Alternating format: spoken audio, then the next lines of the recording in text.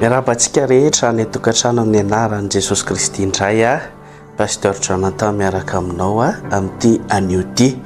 Tononay sahady ny fahasoavan'i Jesosy Kristy ho ao amin'ny tokantranontsika tsiraray avy ary indrindrandrindra ho anao mpanaraka. Amin'ny anaran'i Jesosy Kristy no anomboanay an'ity fandaharana mahafinaritra ity izay arahanao amin'ny tenako.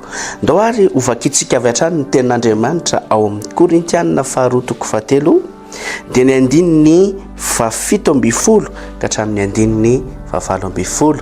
Korintianina faharoa toko fahatelo dia ny andininy fafito amby folo ka hatramin'ny andininy favalo amby folo amin'ny anaran'i Jesosy Kristy ary ny tompo izany fanahy izany ary izay toeran'ny fanahin'ny tompo no itoeran'ny fanafana.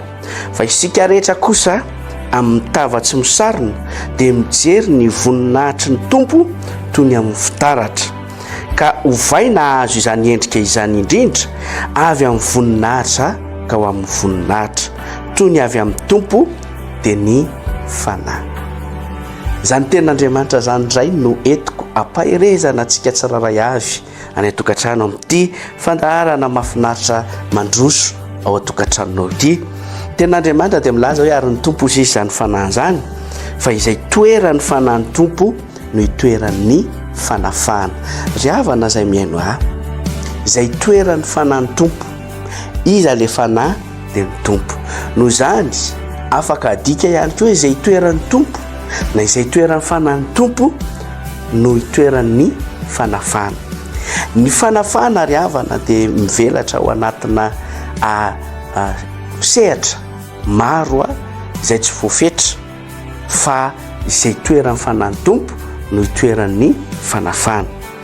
Fa isika rehetra kosa amin'ny tavatsy misarona dia mijery ny voninahitry ny tompo toy ny amin'ny fitaratra.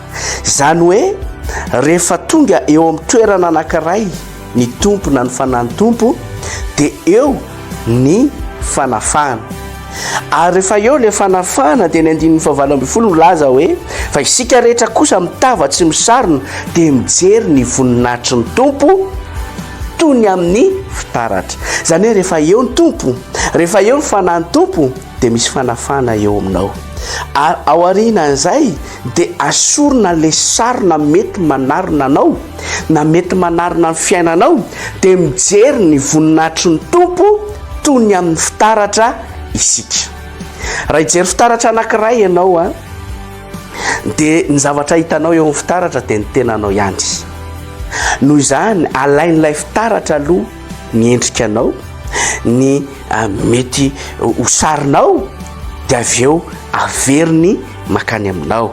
Iny le resantsika hoe reflet, alain'le miroir aloha dia averiny makany aminao. Dia ohatr'izay ihany koa ry havana rehefa mijery ny voninahitr'Andriamanitra tsika, rehefa mijery ny voninahitry Jesosy tsika dia taka ny mijery ny endrikatsika amin'ny fitaratra.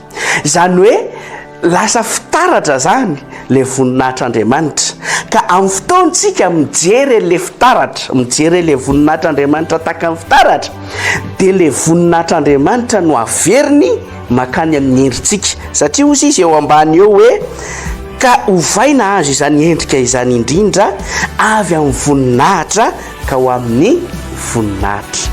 Noho izany ry havana aoka hijery ny voninahitr'Andriamanitra. Melohany zany zavatra rehetra zany dia tiako raha ho eo amin'ny fiainanao ny tompo, tiako raha ho eo amin'ny fiainanao Andriamanitra. Satria ny antony izay toeran'ny fanahin'ny tompo no itoeran'ny fanafana. Afaka manafaka anao izy amin'ny zavatra rehetra, na fanaketsahana io na fatorana io. Mety betabe ny zavatra mbola mamatopatotra anao izay manaraka n'ity fandaharana ity, fa izay toeran'ny tompo, izay toeran'ny fanahin'ny tompo no misy fanafana. Ary rehefa eo izay fanafana izay dia anala n'le sarina manarina anao dia ho hitanao fa ho hitanao ny voninahitr'Andriamanitra. Ary rehefa mijery eny voninahitr'Andriamanitra io ianao dia hiverina aminao le voninahitr'Andriamanitra izay jerenao dia eo ianao no hovaina hahazo an'ilay endrika avy amin'Andriamanitra na le voninahitra avy amin'Andriamanitra. Tiako ny milaza aminao fa na iza miantso azy dia ho valiany ary anehoany zava-magaga zay sary-patarina noho izany ampandrosoy eo amin'ny fiainanao Jesosy Kristy Tompo, ampandrosoy eo amin'ny fiainanao izy dia ho hitanao fa isy fanafana zay hiantra eo amin'ny fiainanao.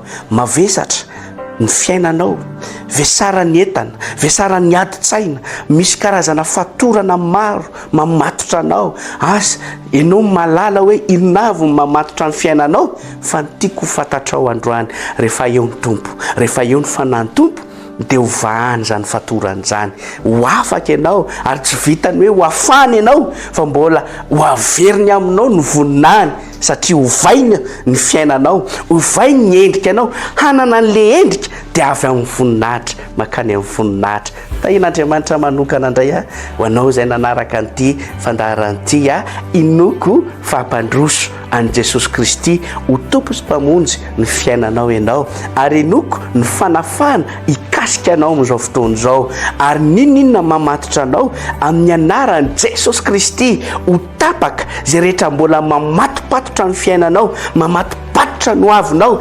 mamatopatotra anao, tapana amin'ny anaran'i Jesosy zany, ary angatanay sy tonononay le voninahitra avy amin'ny voninahitra no eo amin'ny fiainanao. Tahin'Andriamanitra tompoko mirary soa.